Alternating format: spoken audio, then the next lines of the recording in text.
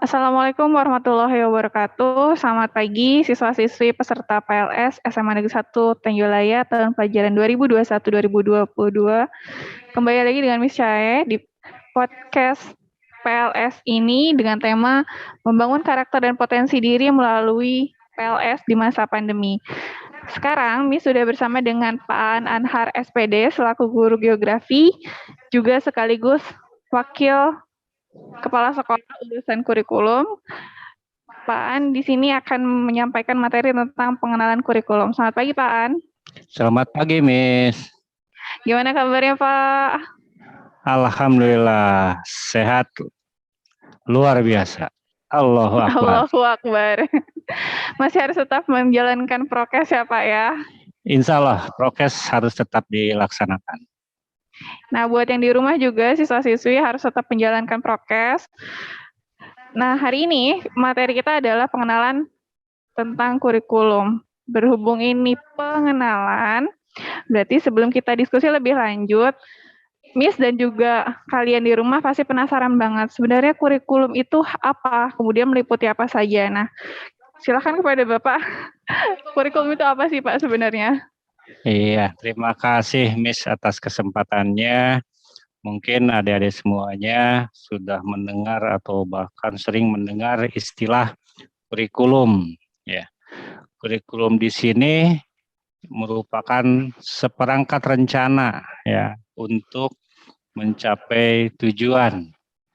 Kemudian isi dan bahan pelajaran serta cara yang digunakan sebagai pedoman penyelenggaraan kegiatan pembelajaran, di mana pedoman ini bertujuan untuk mencapai apa-apa yang diamanatkan oleh sistem pendidikan. Gitu, Miss. Oke, jadi sebenarnya kurikulum bisa kita artikan sebagai nyawanya KBM ya Pak ya. Kegiatan belajar itu harus mengikuti apa yang sudah disusun di dalam kurikulum gitu Pak. Iya, betul Miss, bahwa yang namanya kurikulum itu nyawanya kegiatan pembelajaran. Pembelajaran. Nah, jadi untuk siswa-siswi peserta PLS di rumah, apa-apa yang kemudian terjadi di kelas, pembelajaran, materi, dan segala halnya itu sudah diatur di dalam kurikulum, begitu ya Pak ya? Iya, betul. Ya. Jadi semuanya itu sudah terencana. Nah, sebenarnya poin-poin penting apa saja sih Pak yang ada di kurikulum ini? Poin-poin pentingnya diantaranya kita adalah apa sih yang disebut dengan kurikulum itu, kemudian apa yang disebut dengan kurikulum satuan pendidikan. Nah, itu nanti ada faktor yang membedakan ya, meskipun secara umum itu adalah sama begitu. Nah, di dalam kurikulum itu sendiri nanti kita akan melihat dari prinsip-prinsip pengembangan kurikulum. Mengapa kurikulum berkembang? Mengapa kurikulum memerlukan suatu penyesuaian? Artinya kita melihat dari adanya perubahan-perubahan dari waktu ke waktu serta kebutuhan yang harus dipenuhi oleh siswa di masing-masing zaman itu. Oke, tadi ada kurikulum secara umum dan ada kurikulum tingkat satuan pendidikan ya Pak ya. Berarti apa SMA Negeri 1 Tenjolaya punya kurikulum yang khusus gitu Pak, yang beda dari sekolah-sekolah lain? Ya. SMA Negeri 1 Tenjolaya memiliki kurikulum, namanya adalah kurikulum SMA Negeri 1 Tenjolaya. Sementara kurikulum dari pemerintah itu adalah kurikulum 2013. Pembedanya, nah di sini ada ciri khas yang nanti akan menggambarkan bagaimana kegiatan-kegiatan yang mencakup di kurikulum 2013 tadi pada Satuan Pendidikan SMA Negeri 1 Tenjolaya.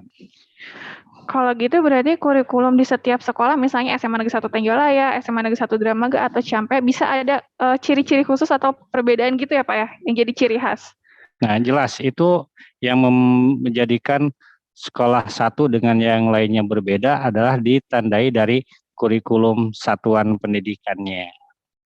Nah, itu jadi siswa-siswi peserta PLS, meskipun kita semua se-Indonesia harus menggunakan kurikulum yang sama, yaitu 2013, tapi masing-masing sekolah kemudian boleh mengembangkan kurikulumnya sendiri. Di situ mereka akan mempunyai ciri khas sekolah masing-masing. Untuk menunjukkan keunggulan juga mungkin ya Pak ya? Iya, betul. Kemudian selain prinsip-prinsip pengembangan dan kemudian perbedaan antara kurikulum 2013 dan tingkat satuan pendidikan, apalagi nih Pak poin penting yang ada di kurikulum? Ya, pada kesempatan ini Bapak akan membahas mengenai pembelajaran dalam kurikulum 2013. Ya, pada hakikatnya pembelajaran adalah proses interaksi antar peserta didik,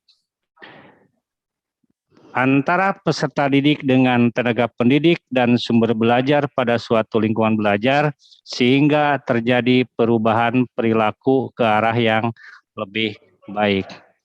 Adapun dalam proses penilaian pada kurikulum 2013, ini menyangkut 3 teknik dan instrumen yang digunakan. Di antaranya bagaimana teknik dan instrumen dalam penilaian kompetensi aspek sikap. Ya. Kemudian penilaian kompetensi pada aspek keterampilan dan penilaian kompetensi pada aspek pengetahuan. Di mana pada masing-masing ini memiliki teknik dan instrumen yang berbeda. Untuk sikap, ya, untuk sikap di sini meliputi sikap sosial dan sikap spiritual. Bagaimana instrumennya? Instrumennya bisa dilakukan melalui 1, observasi. Observasi di sini adalah dilakukan oleh guru mata pelajaran, kemudian wali kelas, juga guru BK. Kemudian penilaian diri. Penilaian diri adalah instrumen di mana yang menilai adalah diri sendiri mengenai sikap baik sosial maupun spiritual. Kemudian ada penilaian teman sebaya. Yang menilai adalah teman satu kelas yang menilai diri orang lain. Kemudian ada penilaian jurnal. Di sini penilaian jurnal adalah di mana biasanya menilai hal-hal yang sifatnya berbeda, apakah itu lebih baik ataupun lebih buruk, seperti itu. Kemudian penilaian pada kompetensi pengetahuan itu terdiri dari beberapa teknis, diantaranya adalah tes tulis. Tes tulis di sini bisa saja pakai kertas atau secara online.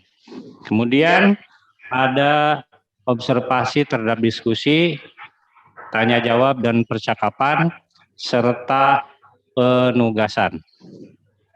Dan yang ketiga adalah penilaian kompetensi keterampilan, meliputi unjuk kerja atau kinerja atau praktik. Kemudian ada penilaian proyek dan juga adalah penilaian produk. Itu untuk penilaian dalam kurikulum 2013. Dalam KTSP atau kurikulum SMA Negeri 1 Tanjung pun bentuk penilaiannya adalah sama, hanya nanti yang membedakan adalah pengembangan dari teknik dan instrumennya. Begitu Miss untuk 2 tahap itu. Jadi tadi ada pembelajaran dan penilaian ya Pak ya? Betul. Oke, jadi begitu siswa-siswi PLS, peserta PLS, di dalam kurikulum semua diatur, termasuk tadi sudah materinya, kemudian di sini yang barusan Pak An bahas adalah proses pembelajarannya dan penilaian. Jadi proses pembelajaran itu tujuan akhirnya adalah perubahan perilaku ya Pak ya? Perubahan perilaku, iya. Ya, jadi dikatakan sudah sukses belajar kalau terdapat perubahan perilaku. Contohnya, perubahan perilaku yang seperti apa ya, Pak? Contoh perilakunya misalnya sikap sosial. Mungkin dari yang tadinya tidak jujur, sekarang sudah berubah menjadi jujur. Nah, itu kira-kira ada di pelajaran apa tuh? Yang tidak jujur jadi jujur. Kemudian, Pak? Untuk sikap spiritualnya, mungkin ya kalau misalnya kita lihat itu adalah bagaimana terjadi perubahan yang tadinya tidak rajin melaksanakan ibadah, sholatnya sekarang sudah lebih rajin lagi.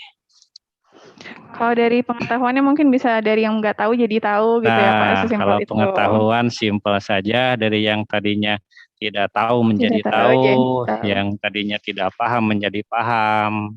Kemudian yang ketiga dari keterampilannya yang tadinya tidak berani menyampaikan sesuatu di kelas sekarang menjadi lebih berani, yang tadinya tidak percaya diri itu menjadi lebih percaya diri dalam melaksanakan pembelajaran prakteknya misalnya seperti itu. Nah, begitu tadi. Itu adalah tujuan dari pembelajaran. Jadi dikatakan sudah sukses belajar kalau tujuan-tujuan tersebut kemudian tercapai. Nah, selama proses pembelajaran tadi ada proses penilaian di dalamnya. Apa saja yang dinilai? Sebenarnya komprehensif sekali ya Pak ya. Iya Sikapnya betul. dinilai, pengetahuannya dinilai, keterampilannya dinilai. Jadi bukan cuma pengetahuan, bukan hanya fokus pada ujian semester, atau sekarang disebutnya penilaian ya Pak ya, penilaian semester atau penilaian akhir semester, tapi keseluruhan proses kalian itu dinilai. Sikapnya, keterampilannya. Nah, kemudian selain itu, apa masih ada poin-poin yang lain Pak? Ya, ini yang perlu kalian perhatikan juga adalah beberapa poin yang berkaitan dengan struktur kurikulum SMA Negeri 1 Tenjolaya. Secara umum sama strukturnya bahwa SMA Negeri 1 Tenjolaya menggunakan kurikulum 2013 dengan sistem paket, di mana mata pelajarannya terbagi menjadi mata pelajaran umum A dan B. Ini yang wajib diikuti oleh seluruh peserta didik di satuan pendidikan di semua jenjang kelas.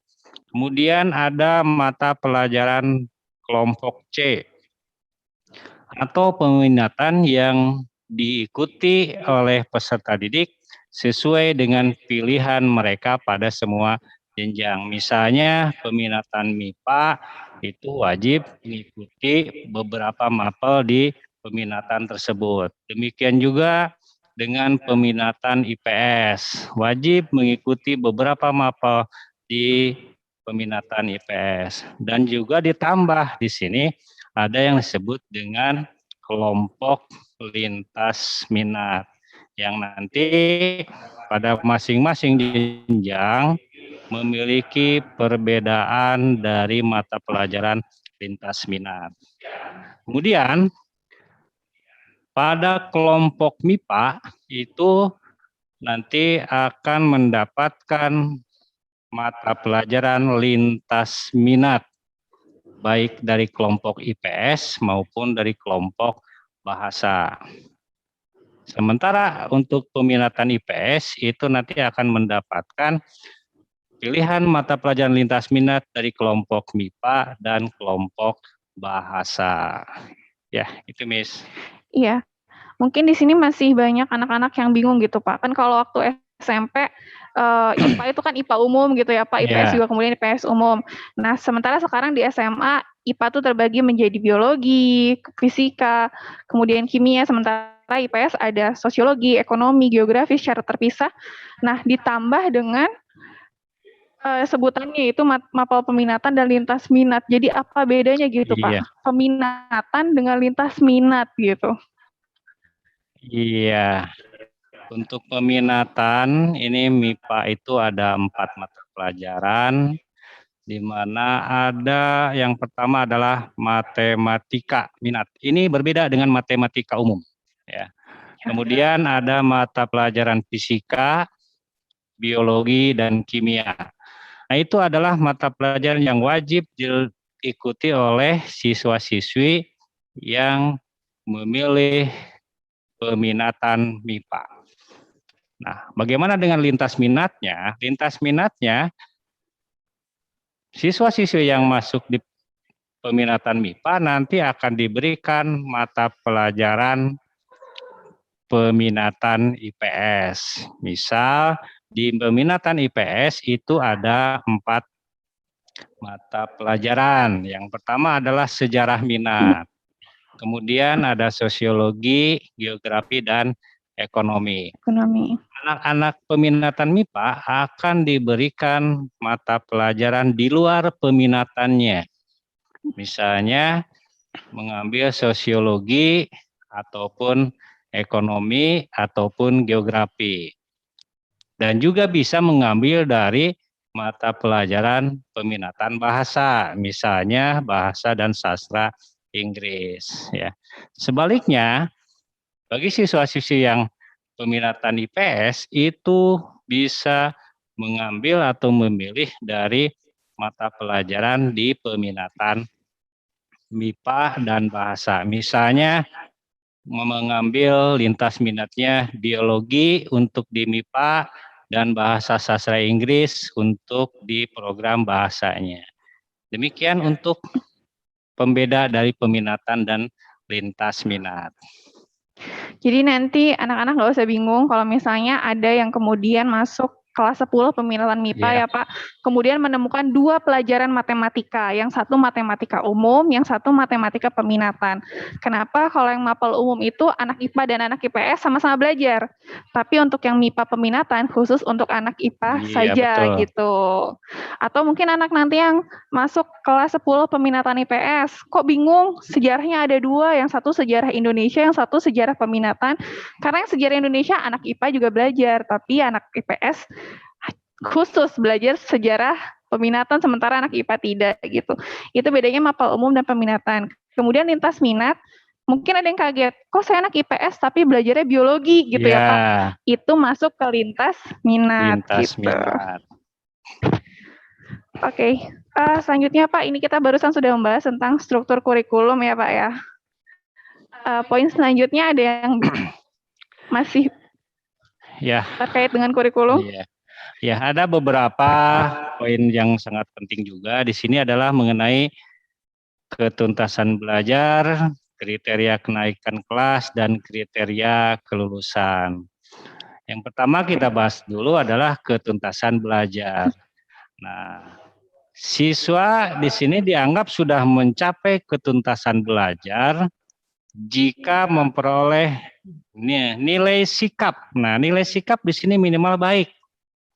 Ya, nilai sikap minimal baik dan nilai pengetahuan dan keterampilan minimal sama dengan kriteria ketuntasan minimal yang sudah ditentukan oleh sekolah atau ada yang disebut dengan KKM sekolah. Artinya bahwa sekolah akan memberikan standar minimal nilai yang harus dicapai untuk semua mata pelajaran. Contoh, matematika 75, bahasa Indonesia 75, PKM sekolahnya. Nah, kalian dianggap sudah mencapai ketuntasan belajar dari segi pengetahuan dan keterampilan jika sudah mencapai minimal nilai 75. Nah, bagaimana kalau belum? Kalau belum, di sini ada yang disebut dengan remedial. Remedial dilakukan jika nilai belum mencapai batas KKM. Bagaimana dengan yang sudah? Nah, yang sudah ada lagi yang disebut dengan program pengayaan gitu. Kemudian yang berikutnya adalah kriteria kenaikan kelas. Ini perlu diperhatikan, apalagi pada masa pandemi ini kita sulit untuk tatap muka secara langsung. Mungkin hanya bisa melalui virtual ataupun melalui luring. Ya. Nah, yang perlu diperhatikan di sini adalah ada beberapa kriteria yang ditentukan oleh SMA Negeri 1 Tenjolaya. Peserta didik dinyatakan naik ke tingkat kelas berikutnya jika telah menyelesaikan seluruh program pembelajaran. Nah, misalnya kelas 10, berarti itu lengkap dari semester 1 dan semester 2. Jadi kalian bisa dianggap naik jika seluruh mata pelajarannya lengkap baik semester 1 maupun semester 2. Kemudian kriteria berikutnya adalah nilai boleh di bawah KKM tapi tidak lebih dari 3 mata pelajaran, baik di kompetensi pengetahuan maupun kompetensi keterampilan pada 1 tahun pelajaran. Ya, itu perlu ditekankan pada 1 tahun pelajaran. Misalnya si A itu memiliki nilai yang di bawahnya itu kurang 2 mata pelajaran pengetahuan. Berarti dia punya jatah tidak boleh lebih dari 1 pada semester berikutnya. Nah, jika tadi 2 di kompetensi pengetahuan sudah kurang atau di bawah KKM, maka semester berikutnya tidak boleh ada lebih dari 1. Sehingga itu bisa menjadi naik kelas. Kemudian yang tidak kalah penting tadi adalah memperoleh nilai sikap atau perilaku minimal baik di setiap mata pelajaran.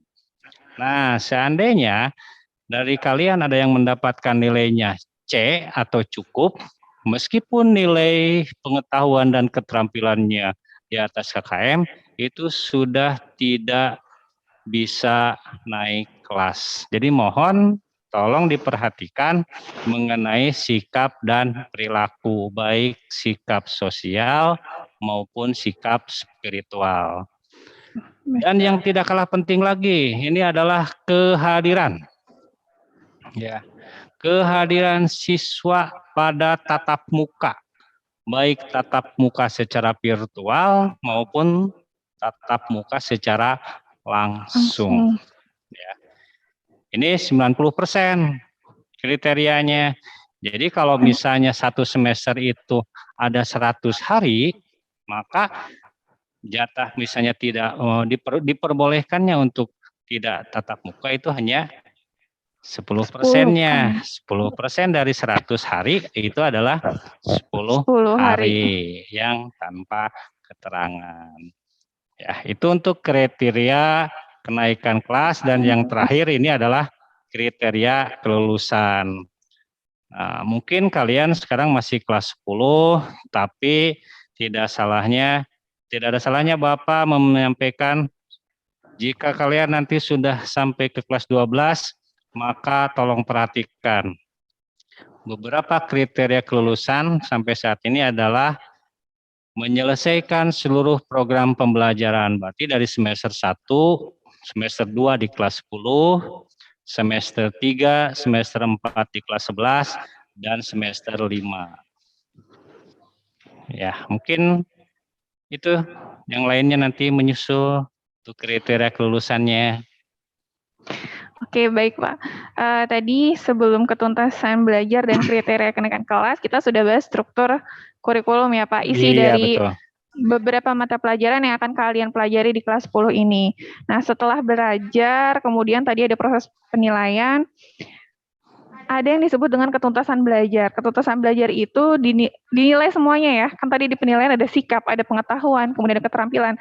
Nah, dari 3 komponen tersebut akan menentukan ketuntasan belajar. Ketuntasan yang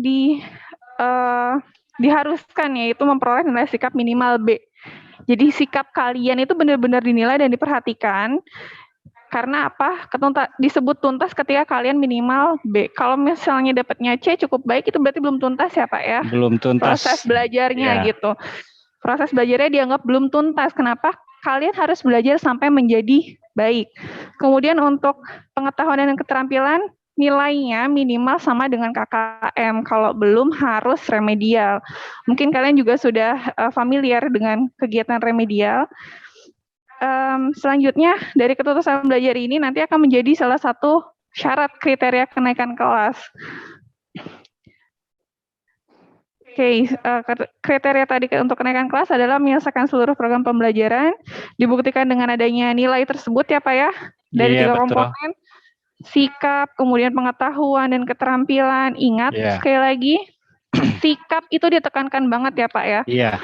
Kalau misalnya nih tadi nilai pengetahuan dan keterampilan boleh 3 di bawah KKM, 3 mapel di bawah KKM selama 1 tahun. Sementara kalau misalnya ada nilai sikap yang kurang dari B, misalnya contohnya C1 aja, auto nggak naik kelas ya Pak ya? Iya, Nah betul, itu. betul. Jadi nilai sikap itu lebih diperhatikan di sini. Kalian bisa lihat dari perbandingannya aja, pengetahuan dan keterampilan boleh kurang KKM sampai 3 mapel. Sementara sikap 1C aja dalam 1 tahun membuat kalian tidak naik kelas. Kemudian kehadiran di sini 90%. Dan kehadiran siswa ini juga sangat erat kaitannya dengan sikap ya Pak ya? Iya, gitu. dengan sikap akan include ya. Iya, jadi kalau misalnya kehadirannya bagus, insya Allah guru kemudian bisa menilai kalau sikap anak tersebut pun juga minimal bagus. baik, ya. Iya, jadi diperhatikan sikapnya dan kehadirannya karena mereka saling keterkaitan. Kemudian tadi Pak An sudah menyampaikan kriteria kelulusan. Meskipun kalian masih kelas 10, tapi otomatis tujuan kita nantinya pada akhirnya adalah lulus. Maka nilai-nilai ini diperhatikan dari kelas 10 ya.